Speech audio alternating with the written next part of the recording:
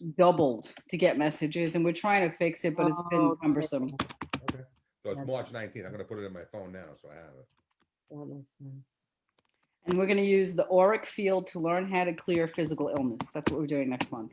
So can you Yeah. can you do your meditations? Is there any way that you would go live with those? You know, I really like using the studio, but my intention is, as I'm moving forward, You got a place of your own. possibly we'll see. But in the meantime as well, you know, I'm trying to transition, which was the whole point of doing what I'm doing, from a lot of individual stuff to basically classes and workshops and things like that. Yeah. So eventually I'd love to find a place, but we'll see what Spirit thinks. That's 8 o'clock, right, Sandy? Yes, sir. Okay. I have it. There we go. Hey, Joanne. Hey, Joanne. How are you? Hon? Nice to see you. Thank you. Nice to see you too. I spent twice this week with a Joanne. Ah, lucky you, Sandy. You are absolutely right, my dear. I feel the honor and the privilege. Absolutely. Aw, I feel the same. Thank you. Joanne is definitely one of my favorite people. In fact, she's coming down next week. I'm doing an Akashic record retreat. Yeah, how's that going? Oh, amazing. We're going to go. I was just saying to Rod, we had 12 people and then 2 people dropped out and then 2 more people dropped out. So we're down to 8. But we're heading over to the Edgar Cayce Center. We're doing an Akashic record immersion. I'm going to be tuning a couple people, some of them level 1, some level 2, and then Joanne's going to become a Reiki master, which will be really sweet. Awesome. Because you know how Reiki is like, it's like a spiritual pipe cleaner. It's like the gateway attunement, you know, it opens everything else up. And everyone that's coming has been trained to read the Akashic records. So it'll be really sweet. They're going to walk out with an advanced Akashic record practitioner certificate after the immersion. And it's going to be just, you know, where else do you go for the heart of the Akashic records? But when you're at the Edgar Cayce Center. Edgar Cayce. Yeah, Edgar Cayce. Yeah. So Joanne and I went at the beginning of January to check the place out and see if everything was going to be kosher. So we get there and we look out over the ocean because the Atlantic's right there. And you see this cloud and I'm like, that's not a cloud. That's a spaceship. I have a picture of it. And we take a picture of it and then we go inside. Put the glasses on for this one. Go inside to sign up for, we're getting treatments. And I don't know if you can see this. That thing in front, I literally go inside, I fill out the paperwork, I go back outside to take another picture and it's gone. And I'm like, that was a spaceship. Look at this thing. It looks so fake. Yeah, I can see that. And literally, I go, Joanne, and it's gone. And I'm like, what the? So, you know, they're getting visitations all the time. When I first went to the center in 2018, I sat in the meditation room on the 3rd floor. You look out over the ocean, the Atlantic, and Atlantis literally like rose up from the ground. I was like, what's happening? It's surreal being there. Absolutely surreal. So, Sandy, do you know Carla Gito? I do not. Carla, can you come on screen, baby? Oh, So wait a minute. Carla, The name Carla- sounds familiar. If I see the face, I know. she did the 22 days of transformation with Ellen Pellegrino. She is an unbelievably gifted reader. She reads the Akashic Records. She's just extraordinary. Cool. Let's see. Rory is the sister of Rob. And I think That's cute. Rory and Rob. I like that. I think that's James Bazzacos in there. Hey, James made it. All right. No, he came in to say hello. I told him that you were going to be on tonight, and he wanted to come in and send some love. I think he's out to dinner with his parents. That's why we're seeing him in the shadows. Who's the 568 number? Who is that mystery person? I don't know. I think it's Europe. No. It looks like it's a Yeah, long, short 1 digit. Yeah. yeah. I think it's Huh. something like that. Welcome, 568. Who is that handsome man that I see trying to come in there? Yep, man. there he is.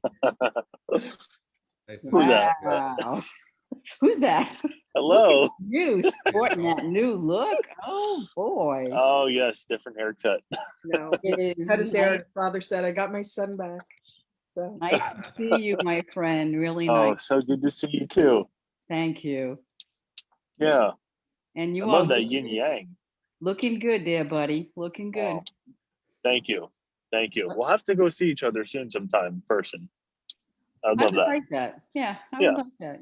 You, Yeah. oh, what happened? Do I want? Where did I go? What happened? You're there. Yeah, we see you. I I can't. see you.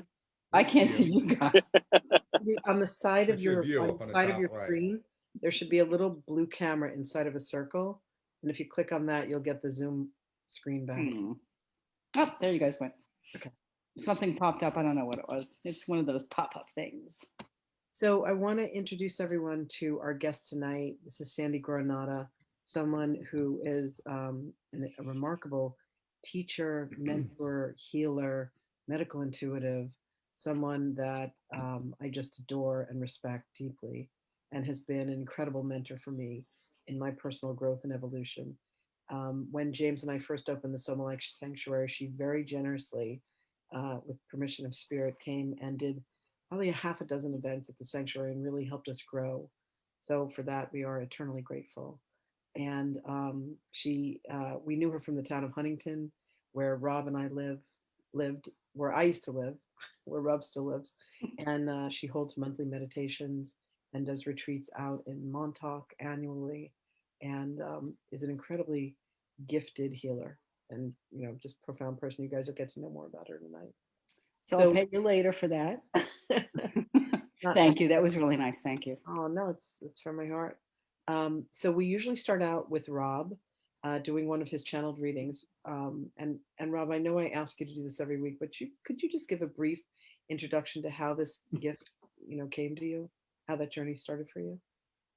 Oh boy, how did the journey start? Well, like everybody else, you start to realize there's more to this than what I was told, and you begin to question. And what I found out is inquiry is the switch that starts this whole ball rolling down the hill.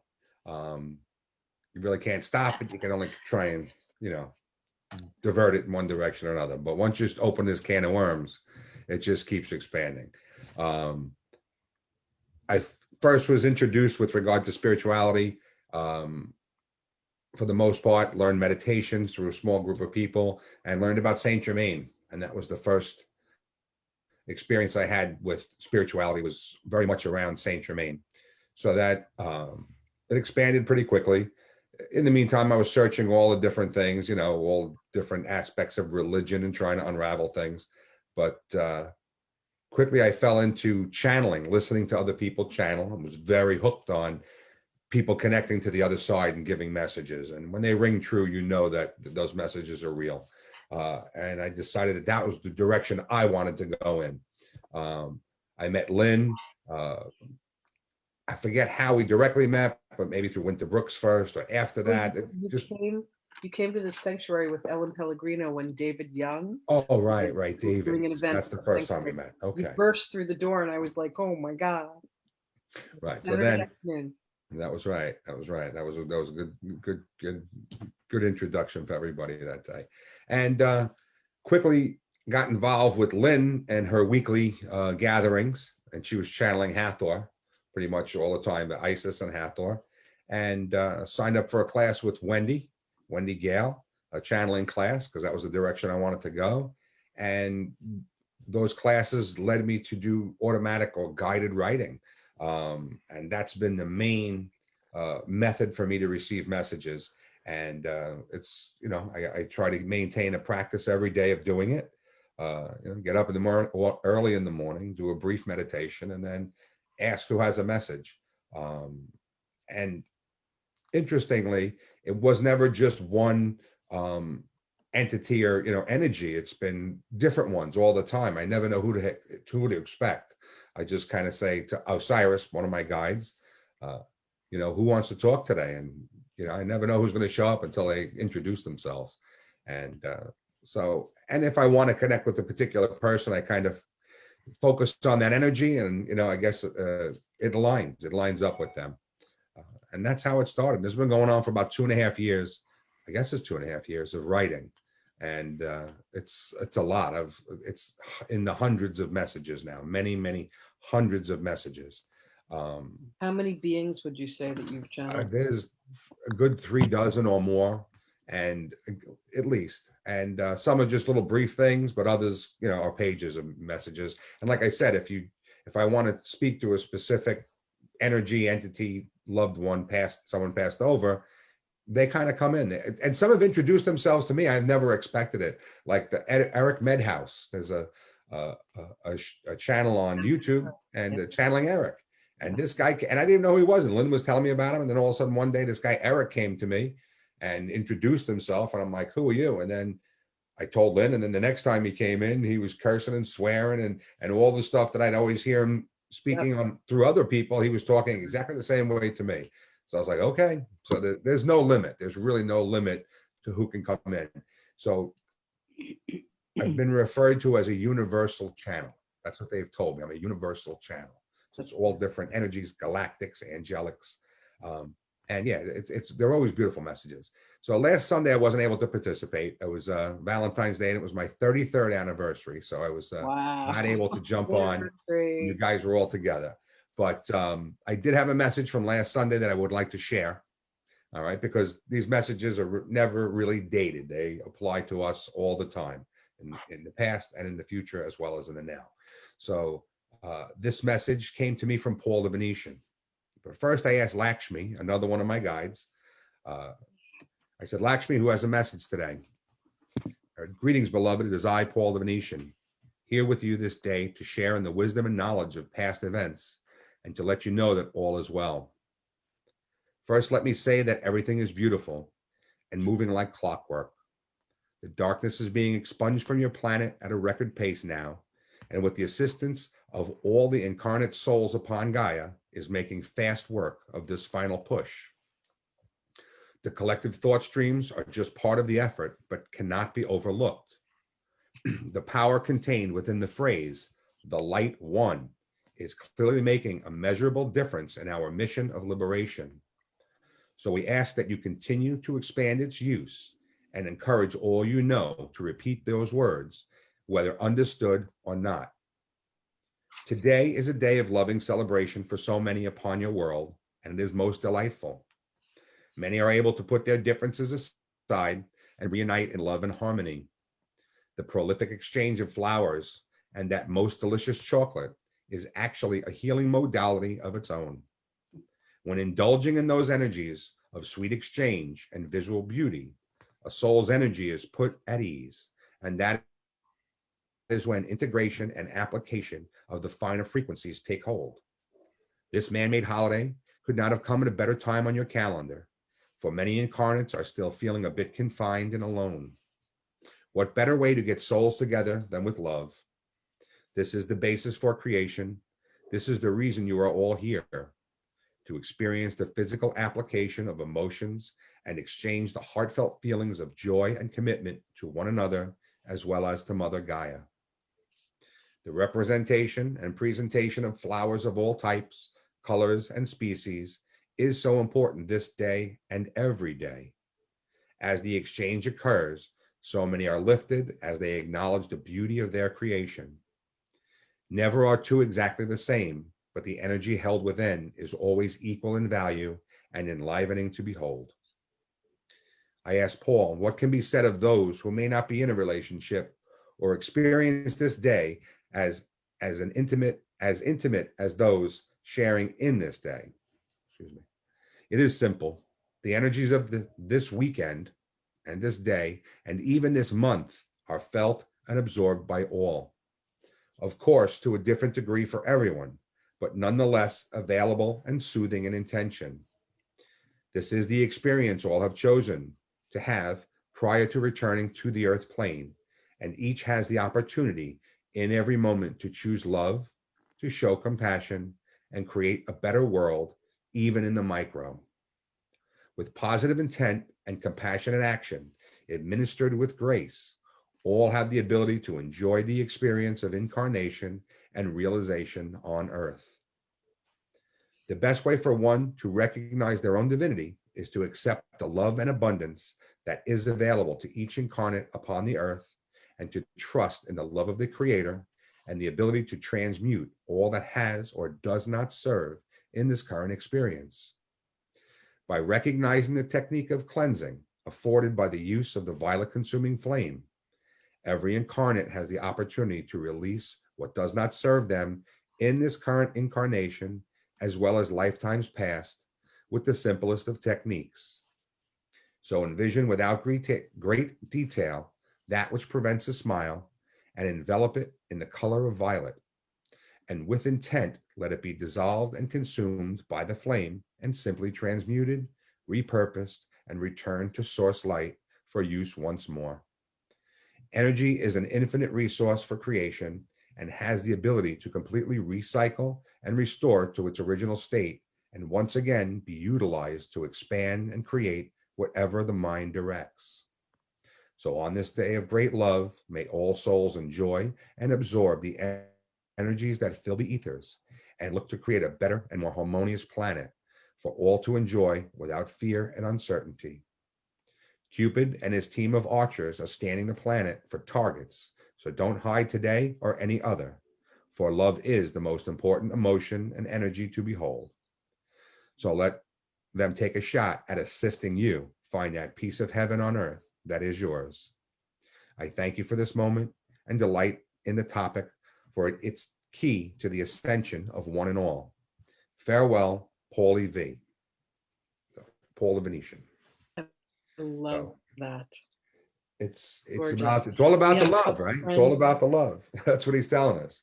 It's about love We have a and couple friends transmuting on all of this Facebook. nonsense that's gumming us up and slowing us down. Indeed. A couple friends on Facebook were checking in. Lynn Hansen sends her love, and Lisa Fazio. She says, hello, my favorite spirit friends. Hi, Sandy. Hi, Robin. Hi, Lynn. Miss you all. So, Well, it's all Sandy, good. what I would love for people Let's to reintroduce Sandy understand- because some people came in while I was reading, right? Absolutely. So, welcome everybody. We've got about 7 people watching over on Facebook Live. Tonight, our guest is Reverend Sandy Guarnotta, who is an extraordinary healer, teacher, mentor, medical intuitive, and has a fascinating story. She was very instrumental in helping James Bazakos and I build up the Sohmalife Sanctuary that we started, gosh, almost 5 years ago now. We opened the door 4 years ago, June 1st. So crazy how time flies. So Sandy, could you please tell us your story, kind of your journey of how you've gotten to where you are today? Sure, I would love to, and I appreciate you guys inviting me to spend some time with you. Oh my God, it's our honor. So let me begin by saying, from when I was very young, I always knew that I was able to communicate with spirit. And by the time I hit probably about teen years, maybe a little bit younger than that, I responded to what a lot of us fall prey to, unfortunately, external opinions, external concerns. For instance, being told, oh, you can't go outside and say you're talking to them. What's that going to look like? People are going to think you're crazy, et cetera, et cetera. I know from very young, what my journey was all about. I understood a lot of it. I later on in life began as a psychologist. That's what I did for a living. And recently, it'll be 3 years that I'm retired from doing that. But later on in life, I began to see the parallels and the connection between psychology and the training that goes into that, as well as the superior connection to spirituality.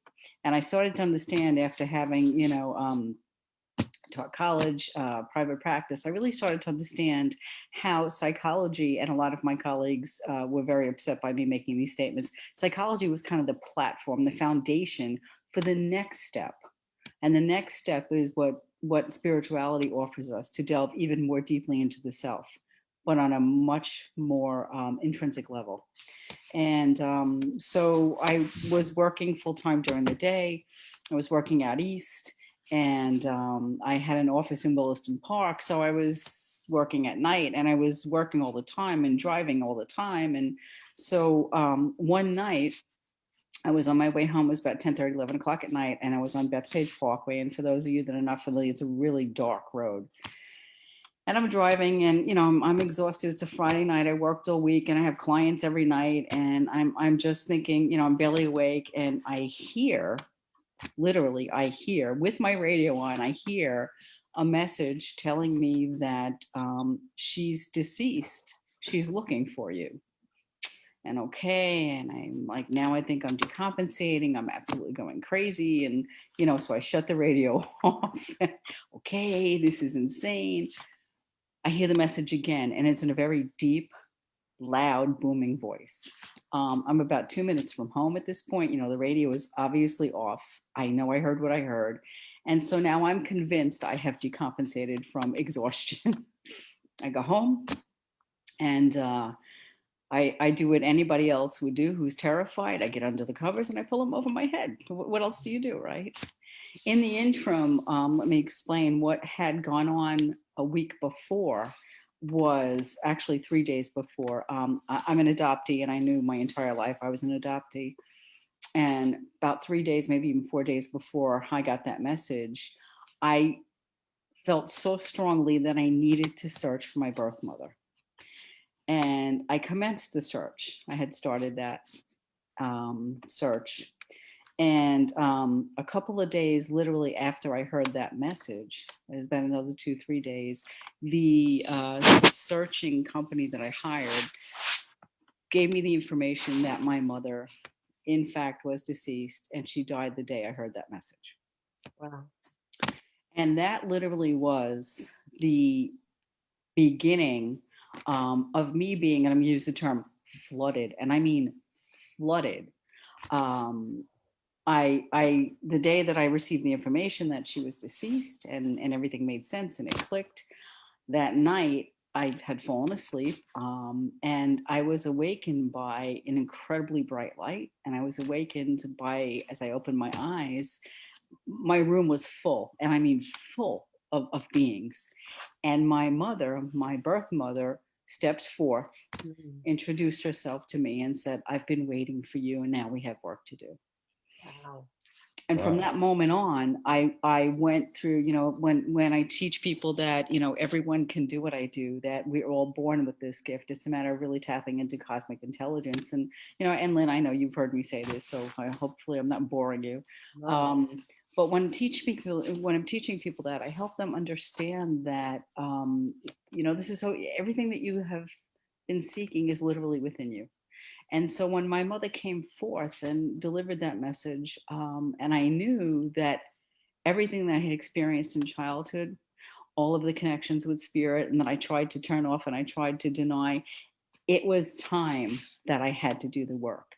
And what happened, like normally people go through this and they go through a progression where there's maybe clairaudience and then clairsentience, and it happened all at once. I was receiving, all of my abilities were coming in all at once. And so from that point on, I also had the recognition of my soul origin. I understood that my soul is of extraterrestrial nature, and I literally became the channel for which I currently am.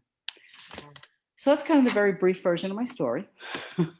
My first introduction to you was at an Eyes of Learning event, and Yep. James and I were there. I remember.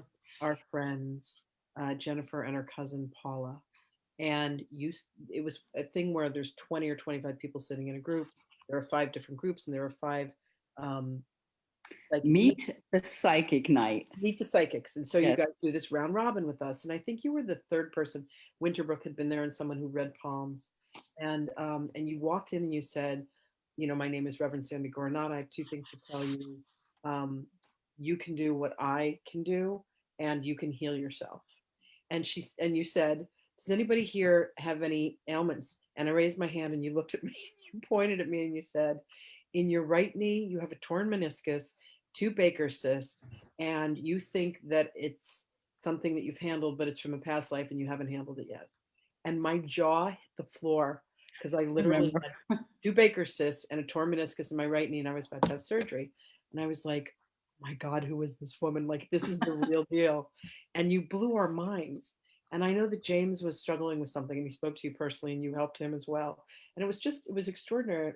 And we said to you, would you come and speak at our sanctuary? And you said, I don't work with other people, sorry.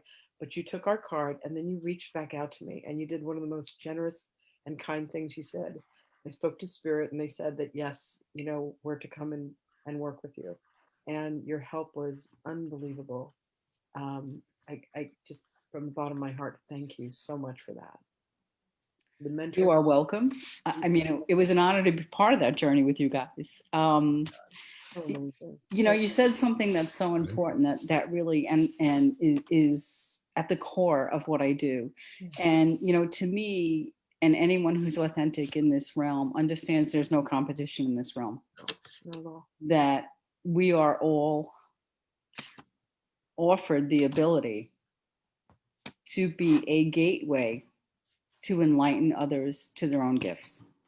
And so yes, one of the things I say always wherever I speak is, you can do what I can do, and here's how you're going to figure it out.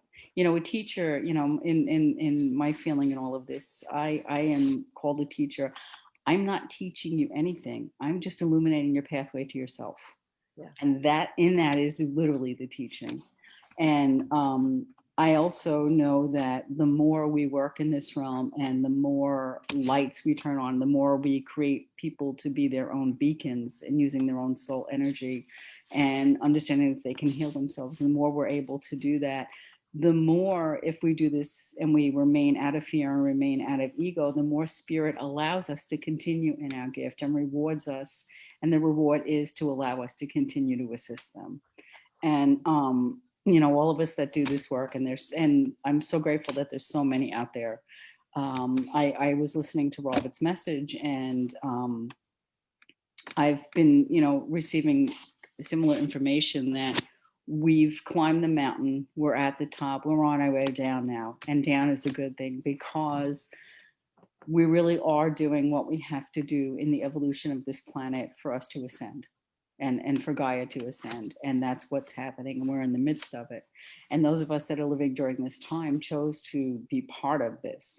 You know, the unfortunate loss of souls and the deaths of COVID and, you know, global actions and all of that. And in no way they ever minimize anyone's loss, pain associated. But those souls contracted to leave. They did not contract to stay and move into the ascended energy. And so Sandy, something just happened with your microphone and your volume just got really, really low all of a sudden. Did you move something? How's that? Is that better? No, bring it up.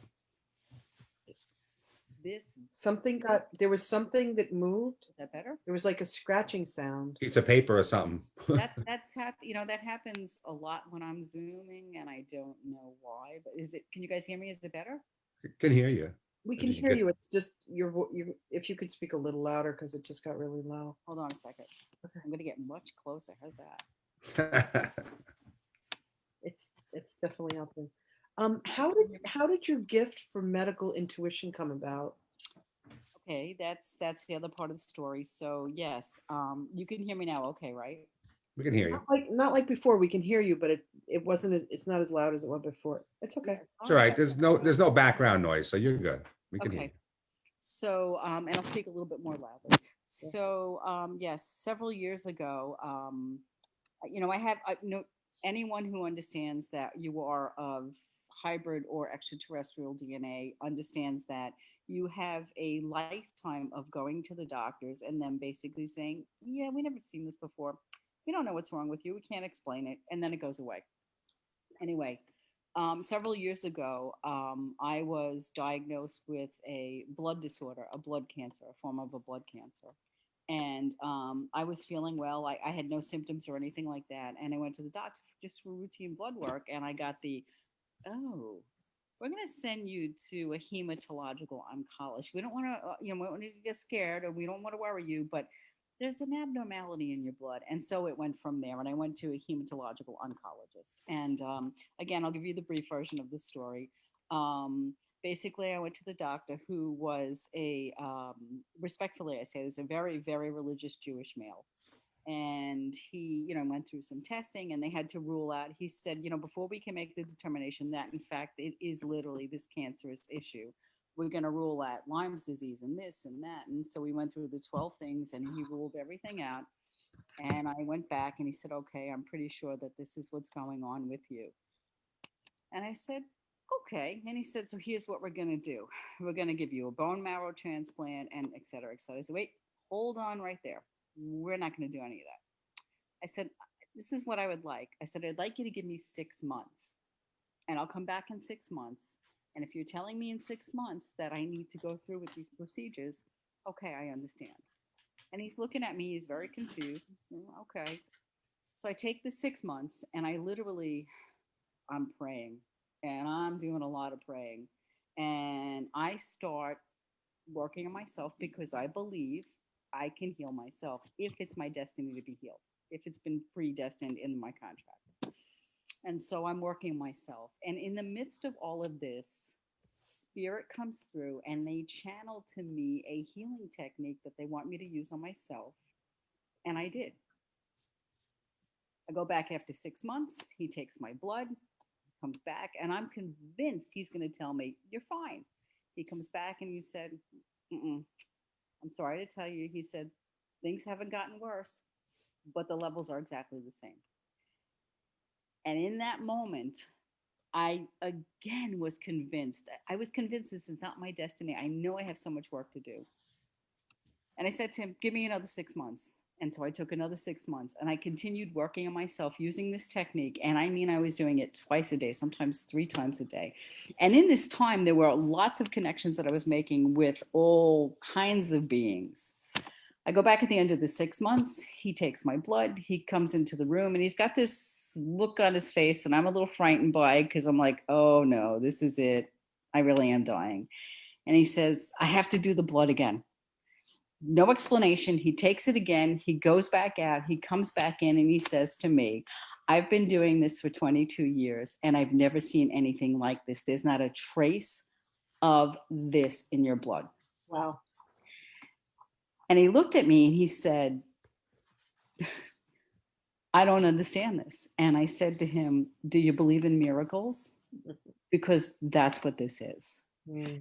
And this is many, many years. And I get tested, I have to keep getting tested and never been back. And as a result of that, Spirit then says to me, you're going to put this on a CD. And I'm like, what do I know about making a CD?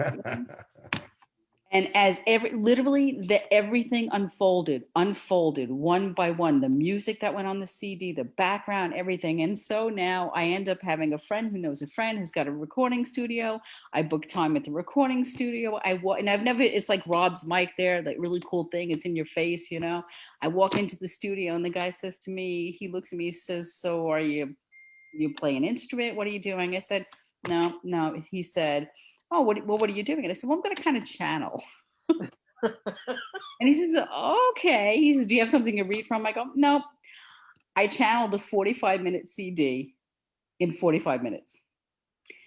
We're done. And he says to me, you're going to have to book some time because you have to come back and, you have to fix the mistakes. And I said, no, he must have thought I was the most obnoxious, egocentric person. I said to him, no, I don't have to come back. He said, what do you mean? I said, no, I won't have to come back. There won't be any mistakes. I did not have to come back. The only thing I had to do was when you speak in S, it's like a spitting sound, and that's all I had to go back for. And lo and behold, there's the CD. And so, I mean, this has been my journey. Where is the CD now? Where can we get a copy of it? So I have the literal CDs themselves, the actually hard copy that my understanding is nobody uses anymore. But you can purchase them through us.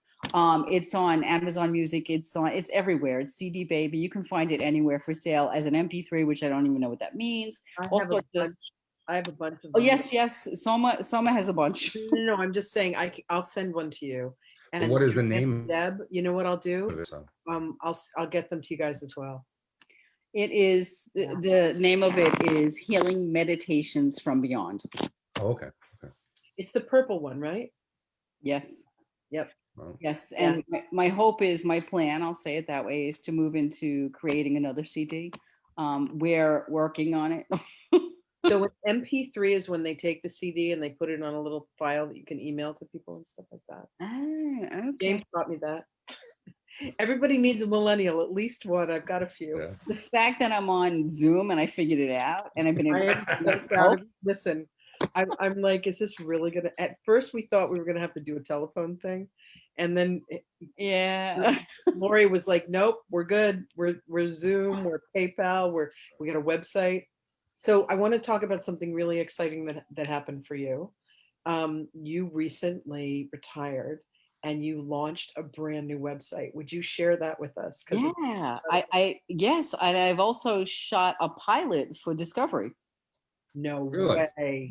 Yeah, Wow. and it's in the queue, whatever that means. It's been it happened. So yes, okay, a couple of things. So yeah, so I retired. June will be 3 years, and Wait, what? June is 3 years that I retired. It'll be 3 years. Wait, what? Yeah, it's 3 years already. And Okay. yeah, it's yeah. What's the Um, pilot about? So it was kind of cool. So Maya Posley is an author for the Daily News, and she's written several articles about me. I'm quoting what she calls me, an extraterrestrial expert. And her and I actually had begun to do a project together, but just because of scheduling and me still working full time and everything else, we kind of put it on hold. We actually started to write a book together. And she went off. She went to Hollywood and she was filming stuff. And so then she gives me a call and she says, "Hey, this was last year around this time. Yes, it was last year around this time, pre-COVID." She says to me, "Hey, so I've got this producer who is interested in filming a pilot, and I thought of you. You're perfect because you're a psychologist slash everything else." And she said the angle that they want to go with is filming and having somebody who's got your kind of background where you can go into a space and channel and deliver whatever you're doing, and then use your psychology and start to explain to someone perhaps what might be behind the emotionality of what's going on therapeutically, et cetera, et cetera. Brilliant. So she and her sister have a show, Paranormal Twins or Sisters, I believe it's called, and they've been doing it for years. So anyway, she's on hiatus. She hooks me up with the director. I speak to the director. Finally, we put this together, and the three of us and this whole filming team end up at this Shanley Hotel. It's one of Winterbrook's spots where she goes. It's upstate, right? Yep. That's correct. Yeah, in the middle of nowhere, and I mean nowhere. And I'm like, am I still in New York? Like, okay. You in Canada yet? We pull up to this place and I look at the outside and go, holy shit, if this is not haunted, I don't know where else would be. I mean, you have to see this place, really, literally. So anyway, it was a really cool experience. They mic you and they make-uping you, and they're like, just like, wow. It's so just even walking in the door, the three of us walking in the door, it's 21 takes just to get you to walk in the door. It's like, wow. So we filmed 24 hours, no break at all. And what they filmed was using, equipment. We picked up spirit, we picked up speaking, we picked up movements, a lot of stuff. It was actually a really, really cool experience. And so the next week I leave to go to Florida. I come back from Florida and boom, COVID hit. So the show got put on the shelf, literally, because then it has to go to that. Once you do the pilot, it has to go through its Discovery, A&E, and I forgot the other channel, and they all have to decide if they want it. They have to bid on it. That you go whatever. And so I just actually recently just got the call that, hey, it's coming off the shelf. They're putting it in the queue, and I'm like, well, what does that mean? What is a queue? It's like Netflix when my stuff is in the queue. Like, what does that mean? So it was a great experience. I thoroughly enjoyed it. I mean, it was really a lot of fun, and I got to see what it's like to actually what filming's like. And let me tell you, it's the glamour you see on the screen is like unbelievable what people have to go through. Yep. So, my take on this, honestly, is if something comes of it, wonderful, and if nothing does, I had an amazing experience. But it was kind of fun to do it. It really was, and it was kind of fun. It's happening. It's happening. We'll see. We'll see. I mean, here I am, and I keep talking to spirit. I'm like, I'm retired. Remember? Retired. Well, you're retired from that. It's so funny. Right now, there's a whole group of us that have been studying the Course in Miracles together, and Jesus channeled that information in 1965, and then he channeled in the early 90s material through a gentleman that's called The Way of Mastery. And he was talking about, in one of the books, he was saying the reason why he went to Helen and Bill as the scribes for the Course in Miracles is they had a background in psychology. And the reason why they went to Mark Hammer, who calls himself JM now, is because JM had a whole background in meditation and Indian philosophy, because he could bring the heart of it while they were bringing the mind of it with 365 lessons. He did just 35 lessons. So spirit is able to connect with people that have a huge understanding of psychology the way that you do. It makes so much sense to me. So much sense. And you have a new website now. Tell us about that. Yeah. So again, in my retirement, here I am thinking I'm going to be golfing and I'm hardly going to work. I'll see a client. Pickleball. Yes, pickleball. Yes. The old folk sport. Yes. So interestingly enough, Spirit had, they had it.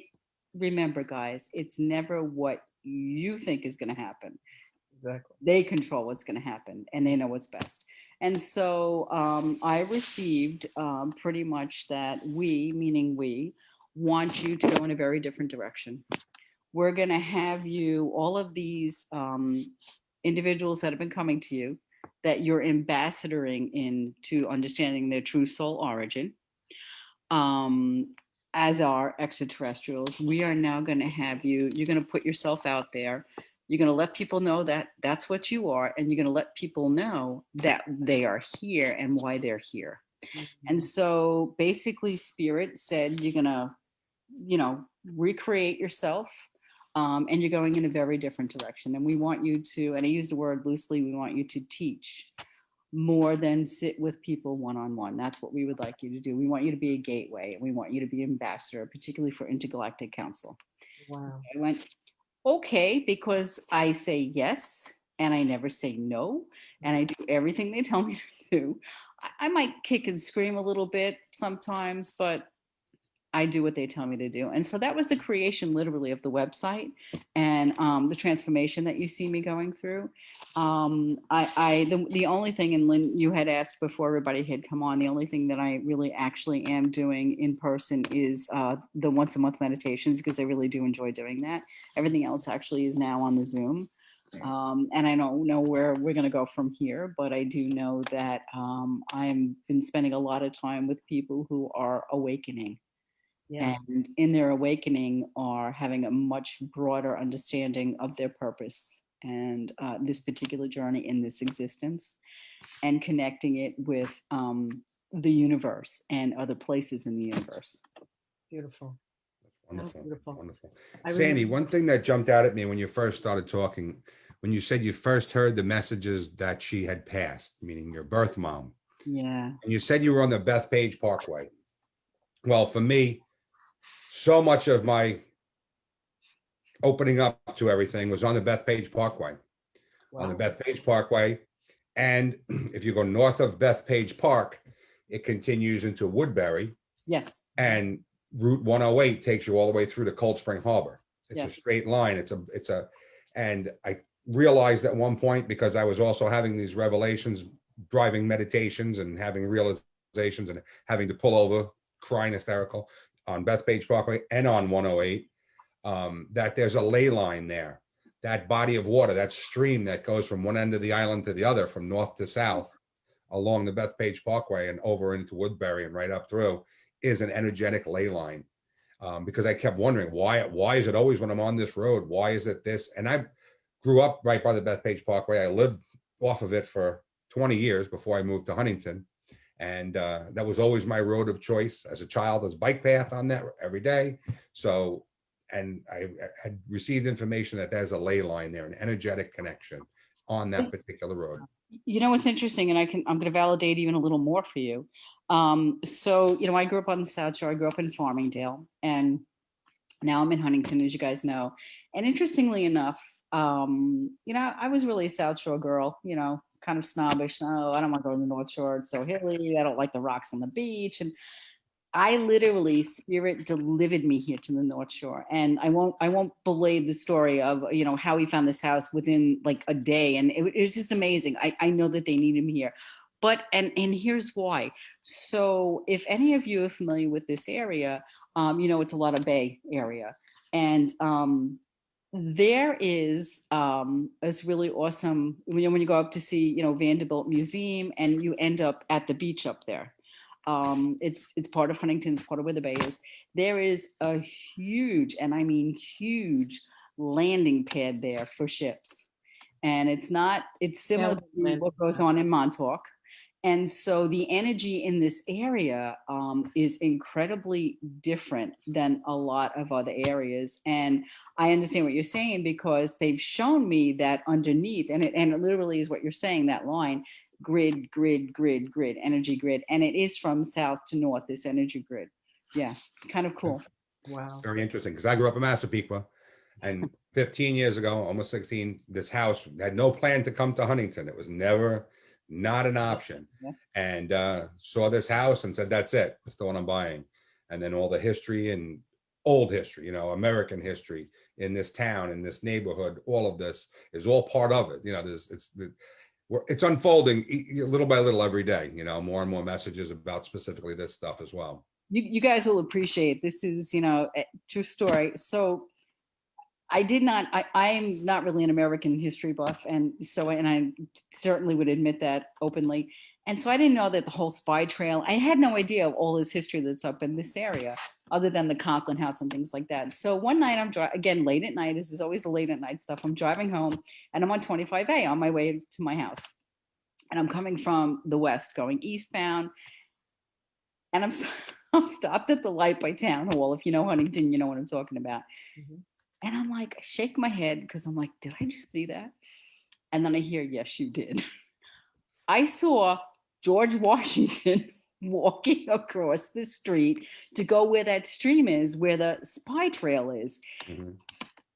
Even I did one of those, did I just see that? And they said, yeah, you did. Like where Heckscher Park and Old First Church are? Yes, over there, yeah. And no communication, yeah, right. Just saw, but I mean, very fluid image. And I'm like, whoa. And I recognize right where that stream is.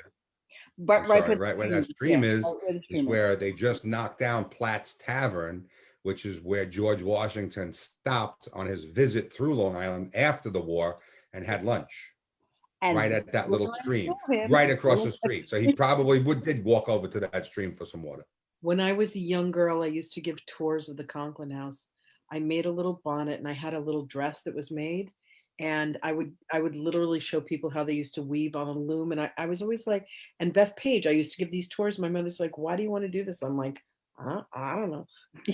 Like, it was the first time Terry Leone came to the house to drop off some mandalas. She looks in my backyard. She goes, this was the entrance to where the Sohmalife Sanctuary was. She goes, you have portals to Atlantis on your property, and there's a being over there, and she's beckoning to you. I was like, oh my God, what? Like, you can't make this stuff up. Oh my God. Rob and I, the first time I taught him to read the Akashic Records, he was very resistant. He comes over to the house. We open his records. And he's asking about the Pauldings. And every time I would drive down Oakwood Road, I would point to Rural Cemetery, and I was like, I'm going to be buried there. I'm going to be buried there my whole life. I used to sled there when I was a little girl because we lived on Oakwood Road. Rob opens his records and finds out, he goes, how am I related to the Pauldings? Because he bought the Paulding house. And they're like, you part of the Spy Trail family. Yeah. You were Hiram Paulding Jr., and then he asks about me, and he goes, that was your mother, Ann Paulding. Rob goes, get in my truck. We go to Rural Cemetery, and we're literally staring at our graves. And I'm like, stop. You can't make this stuff up. Crazy. Yeah, I remember you telling me that too. Yeah. Sandy, it's funny, Sandy, Lynn and I had a conversation a few hours ago, and it was all about more and more realizations. And I was talking specifically about the Washington spy ring, exactly. And how I was just watching some stuff on Netflix yesterday that I had never watched before. And that helped me with more information. So obviously there's no coincidence that you're here tonight with us. So we're going to have to expand on this separately one day, definitely the three of us, and find out more about our American history, and the revolution, because It's all If that. anybody else feels that they're part of it, please chime in. 'Cause- Will you talk about your relationship with the Akashic Records? Because I know it's really profound. Yeah, so that's another one of those interesting stories. Yes, so as an ambassador to Interplanetary Galactic Council, I was given. Hey, look who just joined us! Speaking of aliens, hi Alicia, welcome. Hi. Hey, Lisa. Yeah. I was given direct access to read all Universal records. Okay, which so there's and the Wow. explanation. We all have our own individual records, and then there's universe record Yeah. of all of celestial existence. Wow. And so because of that, and I didn't even, to be honest with you, I had no idea I didn't know that I could do what I was doing. I just knew I did it, but I didn't know what it was. And what started to happen is when people would come to me for readings, just to sit in front of me for readings, they would come in and I would be handed like this, almost like a book. And it was the book of their Akasha and then connected to Universal Akasha. But what was connected to universe, I was not really allowed to share with them. It was just for my own knowledge. Since then, and since working with a lot of individuals that are coming to me that are opening up to understanding, which of the 5 soul origins they are, I'm now able to offer part of that universe Akasha to people. Yeah. Wow. So when people say, because I taught, opening Akashic Records, I taught similar to what you've done. I know you know all of that. And when people say to me, well, it's you just get in and you open it and that's it. And I'm like, no. There's so much more behind all of that. Yeah, absolutely. I have a 5-page write-up that I take people through this 3-hour class. And I say I studied with Linda Howe, who wrote the book, How to Read the Akashic Records, for 3 months. It was an intense training. It's not something to take lightly. There's got to be a lot of respect and reverence.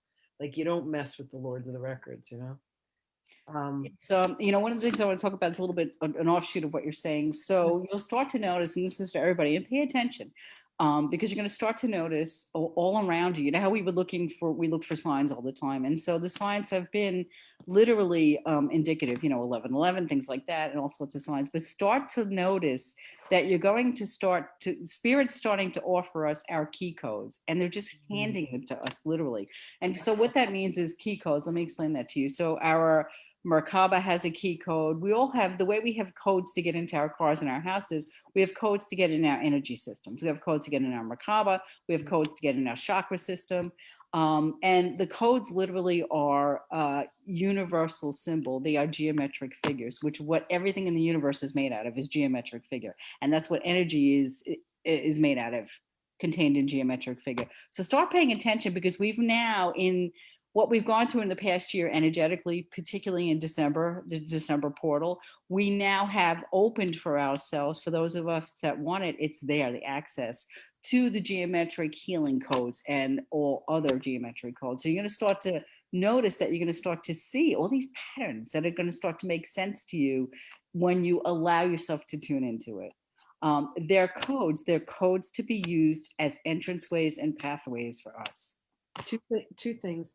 There's a question on the platform. Could you please explain what the 5 soul origins are? And then the second question is, you did a workshop at the Eyes of Learning several years ago in which you brought key codes through for us. Would you be willing to do that as a Zoom event? Because that was so powerful. I don't remember. I don't remember exactly what I did, but it was yeah, where we had sure. numbers that we counted, and we were I touching remember. different parts Yeah. of our body. That was the beginning of key codes. Yes. Yes to that, and 5 soul origins. Okay. So there are 5. I see the chat, but I can't talk and read the chat at the same time. No, it's fine. That's what I'm here for. So I'm just not good at that. You're lucky I'm on Zoom. Come on, right, Alicia? You're lucky I'm on Zoom. This is a miracle. This is a living miracle, I'm telling you. So Hey, Miriami.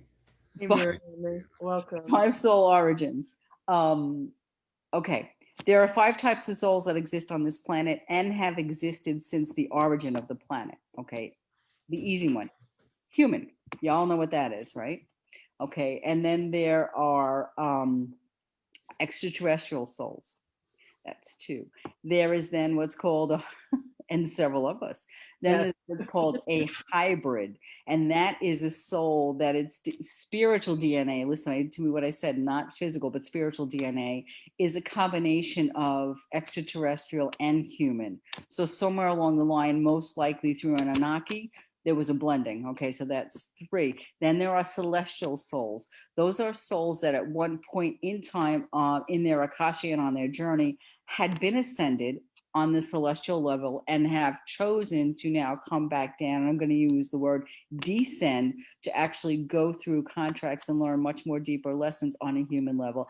And then there's the fifth category, and what I call it is, because I really have lack of creativity, I call it other, and it basically is. Everything You guys else. would like that.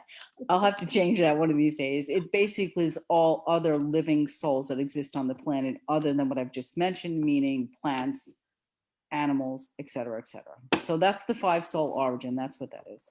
And so Maybe to it's like the fairies, the yes, elementals, yes, all of those. vibrating on different levels. Yes, yes. We can't necessarily see. To understand what your soul origin is, you have to go. Again, everything you seek is within. All of the answers that you need are truly within. To understand what your journey is and what your origin is, if you go into the meditative state and you go into that theta or beta state, you can truly discover this information about yourself. But you have to be fearless and doubtless. You have to understand that all souls are eternal and have infinite possibilities and are limitless. What limits us is what we choose to create as a fear and doubt. Beautiful. Beautiful. Sandy, are you able to identify for someone that's sitting in front of you which group they belong to? And is it hard? Yes, I am. No, it's not. And she's not allowed to tell them. No, I didn't ask for that. I just wanted to know if you're able to. that is correct. So yes, I can. No, it's not difficult for me to do that. It's almost automatic for me. And Lynn is correct. Unless the person is in that place where they are ready to know it. That's right. I do not. So when I get information, I get a stop sign, and that's always been the clue they give me. And when I get that stop sign, that means the rest of the information is for me to know as I'm working with the individual, and I cannot deliver it to that person. And I honor that, and I respect it, and I never ever question it. Thank you. With one word, this woman can change your life. Trust me. I've done mentoring with her, and in fact, we start again on Tuesday. So I just want to give a quick shout out for that. I've gotten to do mentoring with you on, I think it's 3 or 4 different times, where we're doing mentoring about healing from the past. And the mentoring we're about to start on Tuesday. And I had to wait 6 months for this because her waiting list is that long, if not longer by now, is we get to do soul mentoring, which is about the future. And my soul is ready for that. I'm so excited.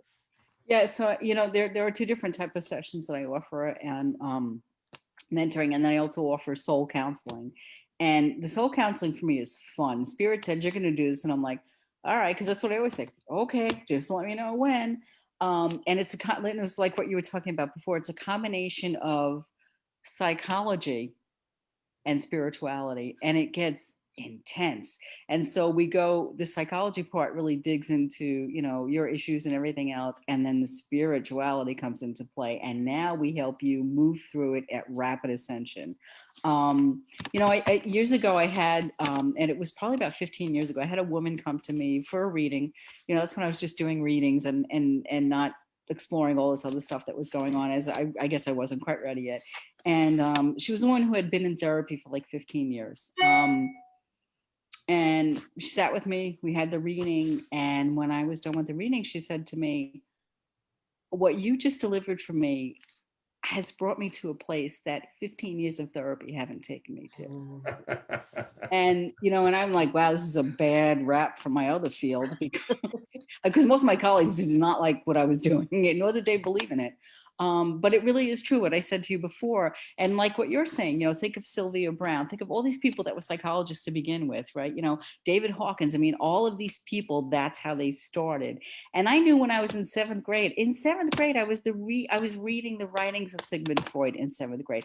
I knew in 7th grade I wanted to be a psychologist. You want to talk about knowing what your purpose is, right? Or so At least that was purpose number one. Mm. But it literally is the foundation and has been of what I do now. And every day what I do incorporates it, whether I want to or not. It's just part of it. It's really interesting. Yeah. Beautiful, beautiful. I want to introduce you to one more person. Miriami Pierce is someone You're that, down there. yeah, Miriami, it was the time that I brought a whole bunch of students for the activation that you did at the winter solstice. She was one of the students that was there. So she's on your mailing list. But she has developed this incredible gift where she is able to interpret light language. So when people are drawing light language or when people are speaking light language. And she has recently started channeling beings from Andromeda. And one night she said to me, I have messages for you. And Carla had done a crystal grid healing for me. My back had gone out. And I woke up in the middle of the night to use the bathroom. And when I came back in, I looked up, my ceiling was gone. And there was a spaceship there. And it was the beings from Andromeda. And so two extraordinary young women on the platform. Awesome. I Awesome. hope you get to know them because they're really So you must know your soul origin then, right? A little bit. But she's working with Cryon right now. Mhm. All right. So, and talk about. I see that we don't have much time, but let me just jump in. So, Interplanetary Galactic Council, right? Council was developed pre-origin of the planet. Okay. Yep. Orion, Chiron, Pleiades, Arcturia, and Earth was number 5. That's because those planets had ascended the same evolution pattern as we did, but had ascended much previous to Earth. So the council was developed before Earth was born, literally, because the beings on those planets understood what we would go through. And they've been here leading us ever since.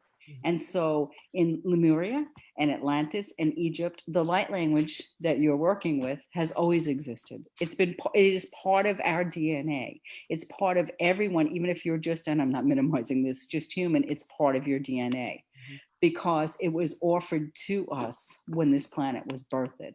So there is no surprise that beings like you are coming into this wonderful knowledge and into the gift of being able to read light language and understand geometric figures, because this is where we're going, because this is the future of this planet and it's right around the corner. It's not far off at all. So that's great that you're doing that. I'm really happy. Yeah. We need more people like you. She's extraordinary. There's a sweet young man named Steve Davis who was in our channeling community, channeling Jesus, the same platform where I met Miriami and several others here. And Jesus said to me, invite him to fly to New York and help you move. And I was like, what? So I said, hey, Steve, if I bought you a ticket, would you come to New York? And he's like, hell yeah. So we literally help you move. He's here for the retreat through next weekend, and then he's heading back to his home in Washington. But we did a lot of healing work with him, and suddenly he was writing light language, and he posted it, and then Miriami was translating it. So it's incredible.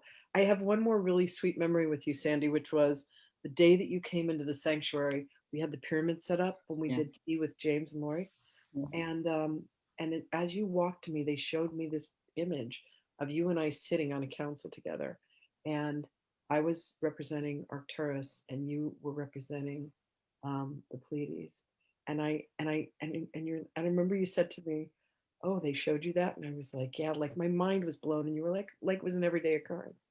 It pretty much is. So, I'm going to share another memory because you're bringing something to mind. So, Eyes of Learning. Many years ago, I worked with one of the co-founders, and I have much gratitude to her. And she's since then deceased. But I had promised her that I would always volunteer there, and I'd always give back, and I'd always speak at the organization. And I love doing it. And so, they've made me a member of their board, or I don't know, whatever. I don't even know. But anyway, about 17 years ago, I spoke at the Eyes of Learning, and I did, they have a fair. They used to do it twice a year, and every hour they have a guest speaker. And I happened to be one of the guest speakers. And 17 years ago was the first time that I said in a public forum that I channel extraterrestrials. Wow, that's gorgeous. And I will never forget, some people got up and walked out. Wow. And I remember how people just had this, you know, how when you're standing there and you're looking at everybody's face and you're going, oh shit. The looks on their face was like, Can okay, imagine. she's crazy. Yep. Yeah. And I will never forget that day, because in that day when I did that, I remember as it was coming out, and it was almost like it wasn't me saying it. They made me say it. And I remember that, but I also remember, and this is the beginning of the rest of your journey. Wow. And that's when everything changed for me, when I started moving truly into this piece of the ET and being someone who's kind of ambassadoring everyone into the knowledge of what they are. One last thing I want to talk about Yeah. before we go is you have a retreat that you do every year in Montauk in November. Is that open for registration yet? So yeah, here's the deal with that. I actually started doing it in Connecticut, and I've been doing it now. I think I'm on year number 12. And I was thinking about you when you were saying how, you know, you had 12, then 10, then 8. My first year that I did it in Connecticut, I did it at Dolce, which is a seminary. It's a beautiful place, and it's been bought out by Marriott, and which is how we ended up in Montauk, which is, yeah, no small digs, you know. But the first year I did it, we had like 6 people. And I remember Spirit saying to me, and I'm like, oh, come on, that's a movie line. Build it and they will come. Build it and they will come. And as you know, I think we had 50 this year. So yeah, Montauk, here's the deal with Montauk, and I'm going to make it happen no matter what. At this point in time, usually the next day when we get home on Monday, Lori's already connecting with them and making the deal. They're not willing to, and not just with us, with anyone, they're not really willing to sit down and do contract because they're concerned about COVID and what will happen. So nothing has been done yet, but we keep calling, and we're going to have, even if I have to have it in my backyard, we're going to have it. It's going to happen. So at this point, no. And yes, it is, when it is available, it's open to anyone. And it is a weekend of, and you guys know Joanne and Lynn, intense, and I mean intense work. Ray's here too, so she knows. Oh, okay. Yeah, I only see half the people. Oh, Yeah. that I can click my screen. There they are. Okay. And Alicia knows because Yeah. she's been there too. Yeah.